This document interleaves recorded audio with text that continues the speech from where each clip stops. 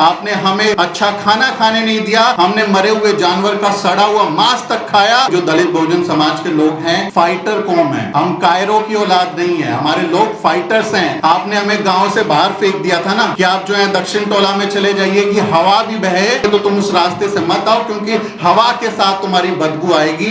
इस तरह का भेदभाव होता था। मेरे जो दादा थे जानवरों की चमड़ी को छील के जूते बनाते थे। अभी भी जब हम कभी गाँव जाते हैं तो कई लोग तो शायद मुझे याद दिलाने के लिए ये बात बोलते होंगे कि यार तुम्हारे दादा बहुत बढ़िया जूतियां बनाया करते थे। मैं शायद आज भी किसी जानवर के, मरे हुए जानवर के चमड़े को छीलते हुए जूते बना रहा होता, वहीं रह गया होता। संविधान इसका नाम है, संविधान परिवर्तन का नाम है। संविधान हमें जिंदगी में बेहतर अवसर देता है, हमें सम्मानजनक जिंदगी जीने का मौका देता है। जब संविधान लागू नहीं था तब क्या था, हमारे देश में हमारी स्थिति क्या थी? गले में हांडी और पीछे झाड़ू, यही हुआ है हमारे देश में। तो हमको शिक्षा का अधिकार नहीं था। जब संविधान लागू नहीं था तो हम किसी भी तरह की प्रॉपर्टी नहीं रख सकते थे। जब संविधान लागू नहीं था तो हमको सम्मान से जीने का हक नहीं था। जब संविधान लागू नहीं था तो हम उस रास्ते पर नहीं चल सकते थे जिस रास्ते पर दूसरी जाति के लोग चल सकते हैं। जब संविधान नहीं था तो हमारी जाति की महिलाएं, हमारे समाज की महिलाएं अपना तन नहीं ढक सकती थी, छाती नहीं ढक सकती थी। जब संविधान नहीं था तो हमारे लोग सार्वजनिक तालाबों से, कुओं से पानी नहीं पी सकते थे। जब संविधान नहीं था तब हमारे लोगों को जीने तक का अधिकार सही से नहीं था, जिसके साथ जो चाहे वो किया जा सकता था। आप कहते हैं कि हमने मेरिट खराब कर दिया। जब देश में संविधान लागू नहीं था, आरक्षण लागू नहीं था, तब आपने इस देश को कहां बना दिया था? तब एक जाति के लोग सारे जो लड़ाई करते थे तो बार बार युद्ध हारते थे, हमारा देश गुलाम बनता था। तब आपने मुक्ति क्यों नहीं दिलाई? आपके लोग अगर व्यापार करते हैं, एक जाति के लोग व्यापार करते हैं, पूंजीपति बन रहे हैं, तो आपने आर्थिक तौर पर महाशक्ति देश को क्यों नहीं बना दिया? आपने यहाँ पर सारी यूनिवर्सिटीज को जो है, सारे के सारे वाइस चांसलर आपकी जाति के लोग हैं, हमारे लोग असिस्टेंट प्रोफेसर नहीं है, सारे पद खाली पड़े हैं। फिर दुनिया की टॉप 100 में या टॉप 200 यूनिवर्सिटीज में भारत की एक भी यूनिवर्सिटी क्यों नहीं है? आप में तो मेरिट है ना, बता दीजिए। आप अपने इस रूम में बैठे हैं, चारों तरफ देख लीजिए, कोई भी मशीन, कोई उपकरण को देख लीजिए, बता दीजिए भारत में किसी का आविष्कार किया हो आपके मेरिट वाले लोगों ने? सारे उपकरण विदेशी हैं, सारी टेक्नोलॉजी विदेशी है, लेकिन झंडा उठाए रहेंगे, मेरिट की दुहाई देते रहेंगे। बाबा साहेब डॉक्टर अम्बेडकर को क्लासरूम के बाहर बिठाकर पढ़ाया, क्लास के अंदर भी नहीं जाने दिया, क्लास के बाहर बिठाते थे। बाहर से झांक कर वो देखता था कि क्या लिखा है ब्लैक बोर्ड पर, गुरुजी क्या पढ़ा रहे हैं, झांक कर वो पढ़ता था। और जब उसको मौका मिला, वो दुनिया में सबसे ज्यादा पढ़ा लिखा आदमी बन गया। उसके मुकाबले कोई नहीं है जिसके पास इतनी डिग्रियां थी और सबसे ज्यादा पढ़ा लिखा आदमी बन गया। तो हमारे लोगों को एक अवसर चाहिए। जब खुद कुछ नहीं कर पाते, जब खुद में कुछ टैलेंट नहीं होता, तो कह देते हैं कोटे की वजह से मैं एमबीबीएस नहीं बन पाया, कोटे की वजह से मैं आईएएस आईपीएस नहीं बन पाया, कोटे की वजह से मैं इंजीनियर नहीं बन पाया। आपको भी तो कोटा मिल रहा है, आपको ईडब्ल्यूएस मिल रहा है ना, जिसको हम सुदामा कोटा कहते हैं। वो कोटा तो आपको अच्छा लगता है, उस पर तो आप कभी विरोध नहीं करते।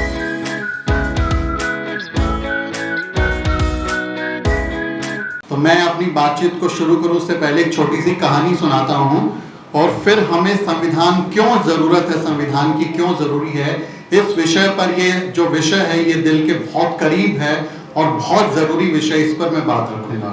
एक समय की बात है कि 4 दोस्त होते हैं, 4 मित्र होते हैं। वो चारों मित्र हॉस्टल में एक साथ रहते हैं। चारों मित्र अलग अलग जातियों के होते हैं। एक ब्राह्मण जाति का मित्र है, एक जो ठाकुर क्षत्रिय जाति है उसका मित्र है, एक बनिया जाति का मित्र है और एक हमारा शूद्र बहुजन, दलित बहुजन भाई। वो चारों एक ही जगह रहते हैं। दिन भर कहीं अपना पढ़ाई करके आते हैं, रात में बैठ के बातें करते रहते हैं। देर रात हो जाती है तो कहते हैं चलो भूख लगी है यार, कुछ खाने का बना लिया जाए। तो कहते हैं भाई खाने में क्या बनाएं? तो किसी ने सुझाव दिया कि चलिए मिलके खीर बनाते हैं। तो खीर बनाते हैं तो कैसे बनेगी? तो किसी को चावल लाना पड़ेगा, किसी को मेवा किशमिश लाना पड़ेगा, किसी को आग जलानी पड़ेगी, किसी को दूध लाना पड़ेगा। तो सबको कह दिया गया कि जिसके पास जो चीज़ है वो लेके आ जाओ और मिलके हम लोग खीर बनाएंगे। तो चारों साथी अपना अपने हिस्से का सामान ले आए, सबने मिलके खीर बनाना शुरू किया और धीरे धीरे खीर बन के तैयार होगी। बहुत बढ़िया खुशबू और एकदम उनको भूख लगी थी तो उनका मन कर रहा था कि जैसे ये बन के तैयार हो हम खीर खाएं। अब चारों ने मेहनत करी है, चारों ने मिलके खीर बनाई है तो सबको खीर मिलनी चाहिए। नियम यही कहता है, न्याय यही कहता है। लेकिन साजिश कैसे की जाती है, षड्यंत्र कैसे किए जाते हैं, उसका उदाहरण ये कहानी के जरिए आप लोग सीखेंगे। तो जब खीर खाने का समय आया तो जो ब्राह्मण साथी थे वो कहते हैं कि यार खीर बन तो गई है लेकिन खाना नहीं है। बोले भाई क्यों नहीं खाना? अब सबको तो भूख लगी है। तो बोलो ऐसा करो, सो जाओ जाके और सुबह उठ के ये बताना कि किसको सपना आया है और जिसका सपना सबसे बढ़िया होगा, जिसको सबसे अच्छा सपना आया होगा, उसको खीर खाने को मिलेगी, बाकी को नहीं मिलेगी। तो अब जो है ये सुनने के बाद में चारों दोस्त अपना चले गए कमरे में और जाके सो गए कि भाई सुबह उठ के बताएंगे कि क्या सपना है और फिर खीर खाने को मिलेगी। तो सुबह सब लोग उठे, दौड़कर भागे और मिलकर कहने लगे कि चलो अब अपना सपना बताओ। तो जो हमारे ब्राह्मण साथी हैं वो वहाँ खड़े होते हैं और उनसे पूछा जाता है कि आप बताइए आपको क्या सपना है। तो वो कहते हैं कि मेरे सपने में प्रभु राम और माता सीता आए थे और उन्होंने मुझे कहा कि बेटा खीर आपको ही खानी है, इसलिए सारी खीर पर मेरा हक है, तुम में से कोई इसको हाथ नहीं लगाएगा। तो ये साजिश होती है कि कैसे आपकी खीर को खाने से रोका जाता है। अब हमारे जो क्षत्रिय भाई थे, जो ठाकुर भाई थे, उसने भी समझ लिया कि जो ब्राह्मण देवता हैं वो क्या खेल कर रहे हैं, वो सीख गए। तो वो कहते हैं कि अब आपका सपना सुनना है। तो वो बताते हैं कि भाई मेरे सपने में प्रभु राम, माता सीता और लक्ष्मण तीनों आ गए, एक ज्यादा आया तुमसे और उन्होंने कहा कि खीर तुमको खानी है, इसलिए सारी खीर मैं खाऊंगा, तुम लोग खीर को हाथ नहीं लगाओगे। अब हमारे वैश्य समुदाय के भाई, जो बनिया जाति के भाई हैं, वो भी खड़े हैं वहाँ पर, वो भी सीख रहे हैं, देख रहे हैं। तो वो कहते हैं बताओ भाई तुमको क्या सपना आया। तो वो कहते हैं कि भाई मेरे सपने में प्रभु राम, माता सीता, प्रभु लक्ष्मण और प्रभु हनुमान चारों आ गए और चारों ने कहा कि खीर तुमको खाना है, तो मेरे में एक भगवान ज्यादा है, खीर सारी मैं खाऊंगा, तुम लोग हाथ मत लगाओ। अब हमारा साथी दलित बहुजन शूद्र, जो हमारा अति शूद्र हमारा भाई है, वो सुन रहा है, थोड़ा पढ़ता लिखता है बाबा साहब डॉक्टर अम्बेडकर को, राष्ट्रपिता ज्योतिबा फुले को। उनसे पूछा गया कि बताओ भाई क्या सपना देखा तुमने। तो कहता है भाई मेरे सपने में बाबा साहब डॉक्टर अम्बेडकर आए थे और रात में उन्होंने मुझे बोला सपने में आके कि हे मूर्ख, सदियों से सो रहा है, उठ जाके खीर खा ले। इसलिए मैं आधी रात में उठा और मैंने जाके खीर खा ली। तो हमें इन साजिशों को पहचानना है कि हमारे हिस्से की, हमारी मेहनत की खीर को कैसे खा जाता है और हमें बेवकूफ बना के छोड़ देता है। हमें बड़ी ही सावधानी से, बहुत सोच समझकर अपने हिस्से की खीर खानी है और किसी को उस खीर को हकमारी करने नहीं देनी, किसी को खाने नहीं देना। अब मैं अपनी बात आगे बढ़ाता हूँ। विषय देखिए, why do we need a constitution, हमें एक संविधान क्यों चाहिए, संविधान की जरूरत क्यों है। मेरा नाम सुमित चौहान है और अपने व्यक्तिगत अनुभव से मैं आपको एक उदाहरण दूंगा कि कैसे संविधान हमें एक शानदार जिंदगी देता है, हमें एक बेहतर जिंदगी देता है। मैं मूलतः हरियाणा का रहने वाला हूँ। हरियाणा में सोनीपत नाम का एक ज़िला है, वहाँ का रहने वाला हूँ, लेकिन फिलहाल दिल्ली में रहता हूँ। तो मेरे जो दादा थे, मेरे दादा जानवरों की चमड़ी को छील के जूते बनाते थे। अभी भी जब हम कभी गांव जाते हैं तो कई लोग तो शायद मुझे याद दिलाने के लिए ये बात बोलते होंगे कि तुम कहाँ से बिलोंग करते हो, तुम कौन हो। तो कई बार कहते हैं यार तुम्हारे दादा बहुत बढ़िया जूतियाँ बनाया करते थे, बहुत अच्छी जूतियाँ बनाया करते थे। चमड़े को छीलते थे, मरे हुए जानवर की चमड़ी उतारते थे, फिर उससे जूतियाँ बनाते थे। ये पेशा मेरे दादाजी किया करते थे। और इसके बाद मेरे जो पिताजी हैं, उनको किसी तरह थोड़ा बहुत पढ़ने का मौका मिला। वो किसी तरह 8वीं पास कर पाए। किससे बताते थे बचपन में कि कैसे गांव से दूर जाते थे, पैर में चप्पल नहीं होती थी, कपड़े सही से नहीं होते थे, लेकिन पढ़ाई लिखाई किया, 8वीं क्लास तक पढ़ पाए, उससे ज़्यादा नहीं पढ़ पाए। और उस 8वीं क्लास से जो उनको शिक्षा मिली, उसकी बदौलत वो हरियाणा सरकार में चपरासी की नौकरी पर तैनात हुए। उनको एक पीएन चपरासी की नौकरी जो है वो मिली, जो कि भारत के संविधान में आरक्षण जो मिला है, हमको रिजर्वेशन मिला है, उसकी वजह से उनको एक चपरासी की नौकरी मिली। जब भारत का संविधान 26 जनवरी 1950 को लागू हुआ और हमारे लोगों को आरक्षण मिला, तो मेरे दादाजी क्योंकि उस समय पढ़े लिखे नहीं थे, तो उनको उस आरक्षण का कोई फायदा नहीं मिला। जब मेरे पिता जब 8वीं पास कर गए, यानी आप जब एलिजिबल हो जाते हैं, तब आपको आरक्षण का फायदा मिलता है। आप अगर एक मिनिमम क्राइटेरिया को फुलफिल नहीं करते हैं तो आपको आरक्षण का फायदा नहीं मिलता। जब मेरे पिता ने वो आरक्षण का क्राइटेरिया फुलफिल किया तो वो 8वीं पास होकर चपरासी बने हरियाणा सरकार में, और बाबा साहेब डॉक्टर अम्बेडकर की बदौलत से जो आरक्षण मिला था उसने उनको चपरासी की नौकरी दी। और आज उनका बेटा आप सबके सामने खड़ा होके यहाँ मंच पर आप सबके सामने सम्मान से, इज्जत से, प्यार से, मोहब्बत से सिर्फ भारत में नहीं पूरी दुनिया में जाके अपने समाज के और अपने हक अधिकार की बात कर रहा है। तो ये दिया है मुझे संविधान ने। ये हमारे भारत के संविधान ने मुझे दिया है। बाबा साहेब डॉक्टर अम्बेडकर, राष्ट्रपिता ज्योतिबा फुले, हमारे नायक और नायिकाओं की मेहनत ने मुझे दिया है। नहीं तो मैं क्या कर रहा होता, मैं शायद आज भी किसी जानवर के, मरे हुए जानवर के चमड़े को छीलते हुए जूते बना रहा होता, वही रह गया होता। संविधान इसका नाम है, संविधान परिवर्तन का नाम है। संविधान हमें जिंदगी में बेहतर अवसर देता है, हमें सम्मानजनक जिंदगी जीने का मौका देता है। तो ये बदला है पिछले 75 साल 70 साल में। आप देखेंगे जब संविधान लागू हुआ तो हम सब के जो लोग हैं, अपने पुराने दादा परदादाओं के आप फोटो देखोगे, पुरानी आप गूगल करके देख लीजिए कि भारत में दलितों की स्थिति 1950 से पहले कैसी थी, 1930 में कैसी थी। शरीर पर मांस बिना आपको नजर नहीं आएगा, हड्डियों के ढांचे होते थे, तन पर कपड़ा नहीं होता था। जब संविधान लागू नहीं था तब क्या था, हमारे देश में हमारी स्थिति क्या थी, गले में हांडी और पीछे झाड़ू। यही हुआ है हमारे देश में। हम सब ने देखा है कि कैसे जो पुणे के पेशवाई राज थे, पेशवा राज में कैसे हमारे लोगों के गले में हांडी और पीछे झाड़ू बांधकर हमको चलाया जाता था। जब संविधान लागू नहीं था तो हमको शिक्षा का अधिकार नहीं था। जब संविधान लागू नहीं था तो हम किसी भी तरह की प्रॉपर्टी नहीं रख सकते थे। जब संविधान लागू नहीं था तो हमको सम्मान से जीने का हक नहीं था। जब संविधान लागू नहीं था तो हम उस रास्ते पर नहीं चल सकते थे जिस रास्ते पर दूसरी जाति के लोग चल सकते हैं। जब संविधान नहीं था तो हमारी जाति की महिलाएं, हमारे समाज की महिलाएं अपना तन नहीं ढक सकती थी, छाती नहीं ढक सकती थी। जब संविधान नहीं था तो हमारे लोग सार्वजनिक तालाबों से, कुओं से पानी नहीं पी सकते थे। जब संविधान नहीं था तब हमारे लोगों को जीने तक का अधिकार सही से नहीं था, जिसके साथ जो चाहे वो किया जा सकता था। तो संविधान ने ये दिया है कि आप जैसे जो लोग हैं, जो जेंटलमैन और जेंटल वुमेन बन के हमारे बीच में अच्छे कपड़े 10,000 5,000 का कपड़ा पहन के, 1 लाख 1.5 लाख का मोबाइल लेके, 10,000 20,000 का कोट पहन के, आज मैं जहाज से आया हूं, एरोप्लेन से आया हूँ। आप लोगों ने यहाँ पे बुलाया तो जहाज से आया हूँ। और जब जहाज से उतर रहा था तो वीरेंद्र जी, मुझे वो किस्सा याद आया, बाबा साहेब डॉक्टर अम्बेडकर जब भीमा कोरेगांव जा रहे थे तो वहां उनको उससे बैलगाड़ी से नीचे धकेल दिया गया कि आप तो महार जाति के हैं। जब वो छोटे बच्चे होते हैं, बाबा साहेब डॉक्टर अम्बेडकर भीमा कोरेगांव अपने पिता से मिलने जाते हैं तो उनको धक्का दे दिया जाता है कि तुम छोटी जात के हो, तुम इसमें नहीं बैठ सकते हो। और आज उनके औलाद, उनके वारिस जो हैं वो जहाज में चलते हैं, हवाई जहाज में चलते हैं, हवा से बातें करते हैं। ये दिया है संविधान ने। संविधान का ये मतलब है, संविधान का ये मतलब है कि मैं अपनी जिंदगी को गरिमापूर्ण तरीके से जी सकूं।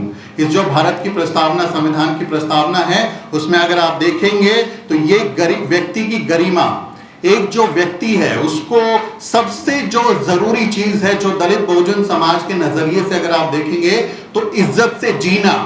आसान भाषा में अगर आप इसे समझेंगे तो इज्जत से जीना। मेरे को जीना है इज्जत के साथ में। तुम मेरे से किसी मामले में बड़े नहीं हो और मैं तुमसे किसी मामले में छोटा नहीं हूं। मुझे हक अधिकार है, संविधान ने हक दिया है कि मैं सम्मान से जिंदगी जीऊंगा। मैं जो चाहूंगा वो काम करूंगा, मैं जहां चाहूंगा वहां प्रॉपर्टी खरीदूंगा, मैं जिस रास्ते पर चाहूंगा मैं चलूंगा, मैं जिस रास्ते से चलना चाहूंगा उस पर मुझे कोई रोकेगा नहीं कि कोई सामने से आए और मुझे रास्ता बदलना पड़े। जहां से पानी पीना होगा मैं पीऊंगा। तुम लोगों ने मुझे कितना बुरी स्थिति में रखा। मैं हमेशा इस बात को बोलता हूं, हमारे लोग जो दलित बहुजन समाज के लोग हैं, फाइटर कौम है। हम कायरों की औलाद नहीं है, हमारे लोग फाइटर्स हैं। आपने हमें गांव से बाहर फेंक दिया था ना कि आप जो है दक्षिण टोला में चले जाइए कि हवा भी बहे। मेरी नानी हमको बताती थी कि हमारे जो गांव के लोग थे वो कहते थे उनसे कि हवा अगर इस दिशा में बह रही है तो तुम उस रास्ते से मत आओ क्योंकि हवा के साथ तुम्हारी बदबू आएगी। इस तरह का भेदभाव होता था। तो आपने हमें गांव से बाहर फेंक दिया, एक कोने में धकेल दिया। जंगलों के बीच में हमारे लोग रहे। जंगल में किससे हमारी मुठभेड़ हो रही थी? हमारी जंगली जानवरों से मुठभेड़ हो रही थी। हमारे लोग जंगली जानवरों से लड़ते रहे, बच गए, वो मरे नहीं। हमारे लोग फाइटर कौम के लोग हैं। आपने हमें स्वच्छ पानी नहीं पीने दिया, आपने हमें अच्छा पानी नहीं पीने दिया। हम प्रदूषित पानी पीकर रह गए, हमारा इम्यून सिस्टम डेवलप हो गया। हम कायरों की औलाद नहीं, हम तब भी जी गए, हम तब भी नहीं मरे। आपने हमें अच्छा खाना खाने नहीं दिया, हमने मरे हुए जानवर का सड़ा हुआ मांस तक खाया। आप तुलसीराम की मुर्दैया पढ़िए, आप वाल्मीकि की झूठन पढ़िए, उस पीड़ा को महसूस कीजिए कि हमारे जो पूर्वज हैं, जो हमारे लोग हैं, आज से 50-60 साल पहले, 70 साल पहले किस जिंदगी को वो जी रहे थे। वो काम जो है हम आपने किया, तब भी हमारे लोग जी गए, वो मरे नहीं। तो अब ऐसे दौर में तो हम मरने वाले नहीं हैं। आपको ये डराना कि संविधान खतरे में चला गया है, संविधान बदल देंगे और हिंदू राष्ट्र को ले आएंगे और कायम कर देंगे, हम लोग डरने वाले नहीं हैं। हमारे लोग फाइटर हैं, सदियों से इस काम को लेके चल रहे हैं। ये एक ऐसी रेस है जिसमें लगातार लोग दौड़ रहे हैं, और जैसे रिले रेस में वो बैटन एक दूसरे को पास करते हैं, ऐसी एंटी कास्ट मूवमेंट में, दलित बहुजन आंदोलन में हम वो बैटन एक दूसरे को देते जा रहे हैं। तथागत बुद्ध से लेके हमारे जो तमाम जो नायक नायिकाएं हैं, हमको यही संदेश देते हैं, ऐसा चाहूं राज में जहां मिले सबन को अन्न, छोट बड़ो सब सम बसे रैदास रहे प्रसन्न। तो संत गुरु रविदास महाराज जब ऐसे बेगमपुरा की कल्पना करते हैं, तो उस बेगमपुरा की जो कल्पना है उसको साकार होता हुआ देखते हैं हम भारत के संविधान में। बाबा साहेब डॉक्टर अंबेडकर ने उसी सपने को पूरा किया। बाबा साहेब डॉक्टर अंबेडकर ने तथागत बुद्ध के विचारों को संविधान में लागू किया। वो कल्पना आपको लगेगी कि कल्याणकारी राज्य कैसा होता है, कैसे लोगों को बुनियादी हक अधिकार दिए जाते हैं, कैसे जो राज्य है उसके दायित्व होते हैं कि वो अपने लोगों का भला करेगा। ये सारे जो आपको देखने को मिलेंगे अधिकार, ये बाबा साहेब डॉक्टर अंबेडकर ने संविधान में दिए, और हमारे महापुरुषों महामहिलाओं की वाणी का, दर्शन का उसमें जो है उसको निहित किया, और उसको एक ऐसा संविधान बनाया जो आज हमें सम्मान से जिंदगी जीने और अपने देश को बेहतर बनाने की बात करते हैं। जो लोग बार बार दावा करते हैं कि हमारे जो लोगों को आरक्षण मिलता है, संविधान में आरक्षण मिलने की वजह से मेरिट कॉम्प्रोमाइज हो गई है, ऐसे लोगों को, जैसा भी ये बता रहे थे हमारे पूर्व के वक्ता, कि वो अपने काम को नहीं देखते कि वो जो जुडिशरी में बैठे हुए हैं 5 करोड़ से ज्यादा केस पेंडिंग है, उनकी मेरिट वहां पर दिखाई नहीं देती। मैं ऐसे लोगों से पूछना चाहता हूं कि आप कहते हैं कि हमने मेरिट खराब कर दिया, जब देश में संविधान लागू नहीं था, आरक्षण लागू नहीं था, तब आपने इस देश को कहां बना दिया था? तब एक जाति के लोग सारे जो है लड़ाई करते थे, तो बार बार युद्ध हारते थे, हमारा देश गुलाम बनता था, तब आपने मुक्ति क्यों नहीं दिलाई थी? आपके लोग अगर व्यापार करते हैं, एक जाति के लोग व्यापार करते हैं, पूंजीपति बन रहे हैं, तो आपने आर्थिक तौर पर महाशक्ति देश को क्यों नहीं बना दिया? आपने यहाँ पर सारी यूनिवर्सिटीज को जो है सारे के सारे वाइस चांसलर आपकी जाति के लोग हैं, हमारे लोग असिस्टेंट प्रोफेसर नहीं है, सारे पद खाली पड़े हैं। फिर दुनिया की टॉप 100 में या टॉप 200 यूनिवर्सिटीज में भारत की एक भी यूनिवर्सिटी क्यों नहीं है? आप में तो मेरिट है ना, बता दीजिए। आप अपने इस रूम में बैठे हैं, चारों तरफ देख लीजिए, कोई भी मशीन, कोई उपकरण को देख लीजिए, बता दीजिए भारत में किसी का आविष्कार किया हो आपके मेरिट वाले लोगों ने? सारे उपकरण विदेशी हैं, सारी टेक्नोलॉजी विदेशी है, लेकिन झंडा उठाए रहेंगे, मेरिट की दुहाई देते रहेंगे, अपने आप को बताते रहेंगे कि हम जो है बहुत अच्छे लोग हैं, मेरिट की वजह से जो है वो नुकसान हो गया। तो ये नुकसान मेरिट का नहीं है, ये नुकसान बराबरी का है, ये जलन बराबरी की है कि जो लोग कल जमीन पर बैठे थे, आपके आगे हाथ जोड़कर बैठे थे, आज वो कुर्सी पर कैसे बैठे हैं, वो सम्मान से आपके सामने कैसे बैठे हैं, आप उसकी कुर्सी मेरे से ऊंची कैसे है, ये जलन उसकी है। जब हमारे समाज का व्यक्ति कोई IAS IPS बनता है, कोई अधिकारी बनता है, किसी पद पर जाता है, तो बार बार कह देते ना कोटे की वजह से चला गया होगा, ये जलन बोलती है, क्योंकि उसको लगता है कि ये डिजर्व नहीं करता कि वो इस पद पर जा सके, उसको नीचे बैठना चाहिए, वो उसके पैरों में बैठे। दया की तौर पर देखिए, दलितों को वो कैसा देखना चाहते हैं, हमारे लोगों को वो कैसा देखना चाहते हैं, ऐसे करके हाथ जोड़ के उनके सामने खड़ा रहे, एकदम दयाहीन, एकदम बिल्कुल दबा कुचला, और एकदम उसको देखते ही एकदम दया आ जाए आपको, और आप उसके माई बाप बन जाए, उसको जो है कुछ खाने को दे दें, उसका भला करें। इस तरह के दलित इनको बहुत अच्छे लगते हैं। लेकिन एक दलित जो कोट पैंट पहनता है, एक दलित जो बाबा साहेब डॉक्टर अंबेडकर को अपना नायक मानता है, एक दलित जो अच्छे से सम्मान से जिंदगी जीता है, जो अच्छे कपड़े पहनता है, अच्छे डिवाइसेस रखता है, अपने हक अधिकार के लिए बोलना जानता है, भारत के दुनिया के मंचों पर अपने समाज के लिए आवाज उठा सकता है, ऐसे दलित इनको अच्छे नहीं लगते। इनको वैसे ही दलित चाहिए, इनको चाहिए वैसे ही कि हम इनके सामने गिड़गिड़ाते रहें और ये हमारे मसीहा बनते रहे। अभी इलेक्शन की बात चल रही थी, इलेक्शन में इस बार आप देखेंगे भारत का इलेक्शन हमारी याद में, जो भी आप यहाँ लोग बैठे होंगे सबकी याद में, ये पहला इलेक्शन ऐसा है जो सामाजिक न्याय के मुद्दे पर लड़ा गया है। जो राष्ट्रीय इलेक्शन है वो सामाजिक न्याय के मुद्दे पर लड़ा गया है। अन्य हमारी जो छोटी पार्टियां हैं, राज्यों की पार्टियां, वो तो हमेशा सोशल जस्टिस पर ही लड़ती रही हैं, लेकिन राष्ट्रव्यापी चुनाव इस समय सोशल जस्टिस के मसले पर हुआ। संविधान को बचाने, आरक्षण को बचाने, लोकतंत्र को बचाने के नारे हमारे देश के जो तमाम पार्टियां हैं, विरोधी पार्टियां, उन्होंने दिए, और ये हमारे बहुजन आंदोलन की जीत मैं इसको मानता हूं। ये हमारे नायकों ने, हमारे लोगों ने, नायिकाओं ने जो दिन रात मेहनत करी है, जो जमीन तैयार की है, जो सामाजिक न्याय की आवाज को बुलंद किया है, उसका फायदा विपक्षी पार्टियों को मिला और उन्होंने इस बात को आगे बढ़ाते हुए हमारे लोगों को समझा दिया कि जो ये व्यक्ति अभी कह रहा है कि 400 पार उसको चाहिए और उसको 400 पार मिल जाएंगे तो संविधान बदल देगा, इस बात को गंभीरता से हमारे लोगों ने लिया। तो नरेंद्र मोदी को तीसरी बार इस हालत में पहुंचाने का सारा श्रेय, सारा क्रेडिट हमारे दलित बहुजन समाज को जाता है।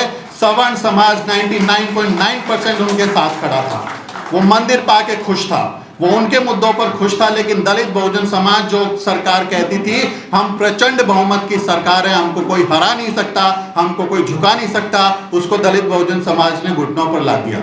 यह हमारे समाज की ताकत है। हमारे समाज ने जब भी अपने संविधान को बचाने की बात करी है तो उसके लिए काम किया। और संविधान हमें क्यों चाहिए? बाबा साहेब डॉक्टर अंबेडकर का संविधान हमें क्यों चाहिए? ये इसलिए चाहिए क्योंकि ये मुझे अपनी व्यक्ति की गरिमा और अपनी जिंदगी जीने का अधिकार देता है। ये गारंटी देता है कि तुम्हारे साथ नाइंसाफी नहीं होगी। ये गारंटी देता है कि तुम्हारे साथ में कानून के सामने समान व्यवहार होगा। जब तुम न्याय मांगने जाओगे तो तुम्हारी जाति की वजह से, तुम्हारे रंग की वजह से, तुम्हारी भाषा की वजह से, तुम्हारे लिंग की वजह से तुम्हारे साथ कोई भेदभाव नहीं होगा। ये इस चीज की गारंटी देता है। ये संविधान गारंटी देता है कि अगर मैं शिक्षा पाना चाहता हूं तो मुझे शिक्षा का अवसर मिलेगा, मुझे कोई शिक्षा के अधिकार से रोक नहीं सकता।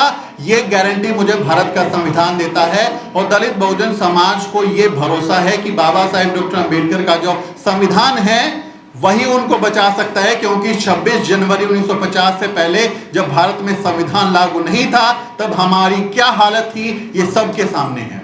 जैसे संविधान को आपने हटा दिया, जिन जिन प्राइवेट जगह पर आप देख लीजिए जहां संविधान के जो आरक्षण के प्रावधान है वहां लागू नहीं है, वहां हमारी हालत क्या है। जुडिशरी का आपने डेटा जो है वो बताया कि कैसे वहां पूरे एक जाति के लोग कब्जा करे बैठे हैं, हमारे लोगों को घुसने नहीं देते। मैं मीडिया से आता हूं, मैं मीडिया का सच आपको बताता हूं। भारत का मीडिया 92% इंडियन मीडिया, जो कि ऑक्सफैम की रिपोर्ट कहती है कि वो सिर्फ बामन बनिया जो लोग हैं उनके कंट्रोल में है, उन्हीं की ओनरशिप है, और वही लोग उनके एंकर हैं, वही लोग उनके रिपोर्टर हैं, वही लोग उनके संपादक हैं, वही लोग सारा एजेंडा चलाते हैं। हमारे लोग उसमें कहीं पर भी शामिल नहीं है। तो अगर आपको लगता है कि भारत के मीडिया ने लोगों का बुरा किया है, आप ये मानते हैं कि भारत का मीडिया जो है वो देश को बर्बाद कर रहा है, खराब कर रहा है, मानते हैं कि नहीं मानते हैं? मानते हैं ना? तो आप लोगों को इस बात पर गर्व करना चाहिए कि हमारे लोग उसमें शामिल नहीं है। हमारे लोग भारत के मीडिया में शामिल नहीं है। देश को बर्बाद करने का जो ठेका मीडिया ने लिया है उसमें हमारे लोग शामिल नहीं है। और इस बात का हमें गर्व है कि हमारे लोग देश को तोड़ने वाले नहीं हैं, हमारे लोग देश को जोड़ने वाले हैं, जो देश को बेहतर बनाने की कोशिश कर रहे हैं, जो अपने पत्र पत्रिकाओं के जरिए, अपने छोटे छोटे यूट्यूब चैनल के जरिए, जो अपने व्हाट्सएप, यूट्यूब और फेसबुक के जरिए इस तरह के कंटेंट को बढ़ाते हैं। और जो लोग कहते थे कि हम आपकी आवाज नहीं उठाएंगे, आज हमारे जैसे लोगों को झक मार के बुलाते हैं, पूछते हैं, हमारी जो वीडियोज हैं उसको चलाते हैं। क्यों? क्योंकि हमने अपना प्रभाव बनाया। आप हमें मौका नहीं देंगे, जब हमें मौका मिलेगा तो उसका सबसे ज्यादा इस्तेमाल करना हमारे लोग जानते हैं। आपने भारत में आज जब आपका शासन था, बाबा साहेब डॉक्टर अंबेडकर को क्लासरूम के बाहर बिठाकर पढ़ाया, क्लास के अंदर भी नहीं जाने दिया। जब छोटा बच्चा, भीमराव जब छोटा बच्चा था तो क्लास के अंदर भी बैठ के उसको पढ़ने नहीं दिया, क्लास के बाहर बिठाते थे। बाहर से झांक कर वो देखता था कि क्या लिखा है ब्लैक बोर्ड पर, गुरुजी क्या पढ़ा रहे हैं, झांक कर वो पढ़ता था। और जब उसको मौका मिला वो दुनिया में सबसे ज्यादा पढ़ा लिखा आदमी बन गया।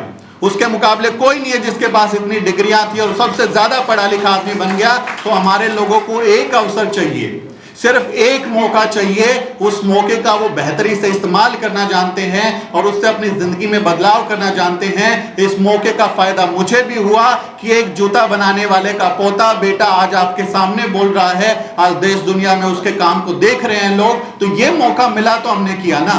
मैं तो 4 जगह 4 मीडिया चैनलों में नौकरी करके आया, वहां पे तो आरक्षण नहीं था, वहां पे तो मुझे बिना आरक्षण के नौकरी मिली। वहां पर मेरिट थी, काम करते थे तभी नौकरी दी ना।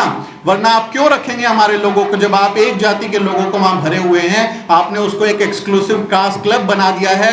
भारत का मीडिया, भारत के न्यूज रूम एक एक्सक्लूसिव कास्ट क्लब की तरह है, जिसकी मेंबरशिप का एक ही पैमाना है कि आपको उनकी जाति का होना पड़ेगा, और जब आप उनकी जाति के होते हैं, उनकी जैसी बातें करते हैं, तब वो उसकी क्लब की मेंबरशिप आपको मिलती है और तमाम तरीके के फायदे मिलते हैं। जब हमारे जैसा दलित बहुजन समाज का कोई व्यक्ति उन मीडिया संस्थानों में पहुंच जाता है तो उसको परेशान किया जाता है, उसको ताने दिए जाते हैं कि तुम तो मेरिट वाले हो, तुम्हारे अंदर मेरिट नहीं है, हम मेरिट वाले हैं, तुम कोटे वाले हो, तुम्हारा जो एडमिशन जो है वो आईआईएमसी में कोटे की वजह से हो गया होगा।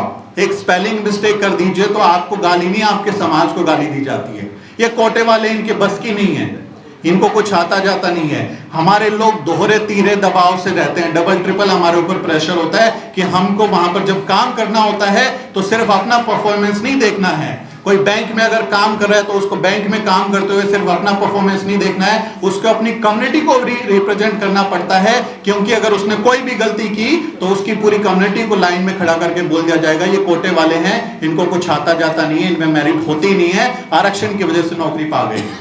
इसलिए पूरी कम्युनिटी का हमको हिसाब देना पड़ता है। हमारे जब लोग काम करते हैं, जब पढ़ते हैं, जब मेहनत करते हैं तो साइकोलॉजिकल प्रेशर से लगातार जूझते हैं, ताने सुनते हैं, जातियों के ताने सुनते हैं, आपके दिए हुए अवसरों से जो है वो वंचित रह जाते हैं, प्रमोशन डिजर्व करते हैं लेकिन प्रमोशन नहीं मिलता, क्रेडिट नहीं मिलता, उनके क्रेडिट को कोई और खा जाता है, उनको मनचाही शिफ्ट्स नहीं मिलेंगे, उनको इंक्रीमेंट्स नहीं मिलेंगे, उनको एनुअल अप्रेजल्स नहीं मिलेंगे, लेकिन तब भी हमारे लोग मेहनत करते हैं, साबित करते हैं, आपके बिछाए जाल को तोड़ते हुए अपने दम पर, काबिलियत पर, बाबा साहेब डॉक्टर अंबेडकर के संविधान के साए में अपने आप को एक अच्छे व्यक्ति के तौर पे, एक अच्छे नागरिक के तौर पे स्थापित करते हैं। आपकी तरह नहीं है कि दूसरों को गाली दे दो, जब खुद कुछ नहीं कर पाते, जब खुद में कुछ टैलेंट नहीं होता तो कह देते हैं कोटे की वजह से मैं एमबीबीएस नहीं बन पाया, कोटे की वजह से मैं आईएएस आईपीएस नहीं बन पाया, कोटे की वजह से मैं इंजीनियर नहीं बन पाया। आपको भी तो कोटा मिल रहा है, आपको ईडब्ल्यूएस मिल रहा है ना, जिसको हम सुदामा कोटा कहते हैं, वो कोटा तो आपको अच्छा लगता है, उस पर तो आप कभी विरोध नहीं करते। ईडब्ल्यूएस कोटे का कोई विरोध नहीं करता। मैनेजमेंट कोटा जो लाखों रुपए दे के वहां पे अपनी सीट खरीद लेते हैं, उसका कोई विरोध नहीं करेगा। आपको सिर्फ जलन हमारे लोगों के अधिकार से है। क्यों? क्योंकि आप चाहते नहीं कि हम अच्छी जिंदगी जिए। जब देश को बेहतर बनाने की बात आती है तो सबको समान अवसर, सबके साथ में अच्छा व्यवहार और सबको एक ऐसी अपॉर्चुनिटी देनी होगी कि वो देश के विकास में सहयोगी बन सके। अगर आपकी आवाम 80% गरीब है, लाचार है, भुखमरी में है, अशिक्षित है, उसके पास कुछ साधन नहीं है, तो आप कैसा देश बनाओगे?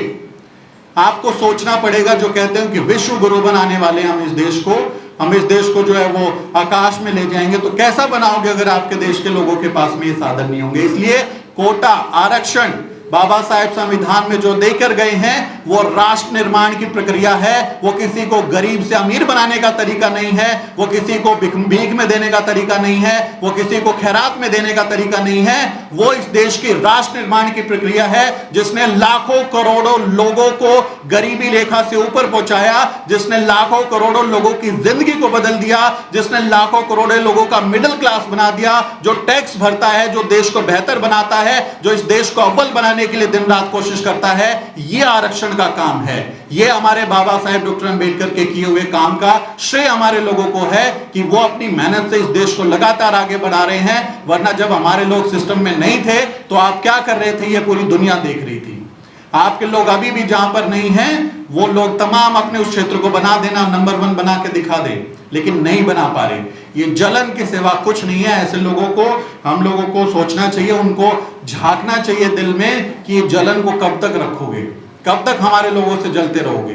अपने दिल में झांकिए, आप इंसान बनिए। तथागत बुद्ध की जमीन बिहार से हम ये बात बोल रहे हैं कि हमारे जो तथागत बुद्ध कहते थे समता, न्याय, मैत्री, ये जो गुण हैं ये इंसान को प्रिय होने चाहिए। हमारा संविधान वही बात करता है, समानता की बात करता है, स्वतंत्रता की बात करता है, सामाजिक न्याय की बात करता है।